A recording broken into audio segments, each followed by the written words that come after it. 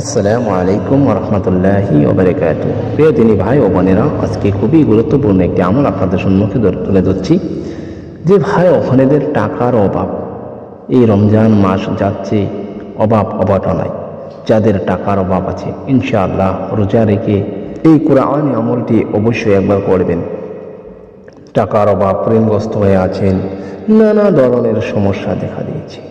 তো প্রিয় দিনী ভাই ও বোনেরা, আমি আশা করি আপনারা এই আমলটি করলে টাকার অভাব দূর হবে ইনশাআল্লাহ। আল্লাহ পাক রব্বুল আলামিন অবশ্যই দয়াবান, দয়া করে দিবেন। প্রিয় দিনী ভাই ও বোনেরা, চলুন কি আমলটি করবেন জানা যাক। যদি টাকার অভাব থাকে তাহলে আপনারা অবশ্যই আমলটি একবার করবেন। প্রথমে সুন্দর করে অজু করে, অবশ্যই যে আমল করেন না কেন অজু করে পবিত্রতা অর্জন করে আমলটি করার চেষ্টা করবেন। প্রথমে আপনি করবেন ইয়া বাসিতু, এই এসএমটি আপনার পড়তে লাগবে, কিন্তু তার আগে আপনার পড়তে লাগবে 3 বার অবশ্যই দুরূদে পাক পড়বেন। দুরূদে পাক না পড়লেও হবে, কিন্তু দুরূদে পাক যদি আপনি যে কোনো আমলের আগে পড়ে লাগান তাহলে আপনার ওই আমলটাকে পাওয়ারফুল, শক্তিশালী করে দেয়। প্রিয় দিনী ভাই ও বোনেরা, আপনারা কি করবেন, সাল্লাল্লাহু তাআলা আলাইহি ওয়াসাল্লাম 3 বার পড়ে নেবেন।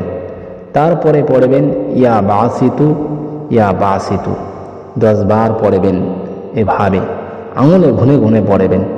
আবার শেষে 3 বার পড়বেন সাল্লাল্লাহু তাআলা আলাইহি ওয়াসাল্লাম, অথবা আপনি যে দুরূদ জানেন আপনি পড়বেন।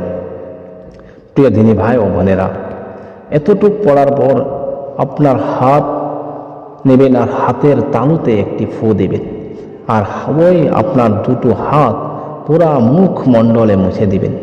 এইভাবে আপনি আমলটি করেন, ইনশাআল্লাহ আপনাদের যত অভাব থাকুক না কেন, টাকার অভাব আল্লাহ পাক রব্বুল আলামিন পুরো করে দিবেন ইনশাআল্লাহ। এই আমলটি এত পাওয়ারফুল, আপনি করলে অবশ্যই ফায়দা পাবেন। পরিপূর্ণ ইয়াকিন, বিশ্বাস নিয়ে আমলটি করবেন। আপনার ভিতরে আপনি পরিপূর্ণ সহি মানুষ হয়ে আমলটি করবেন।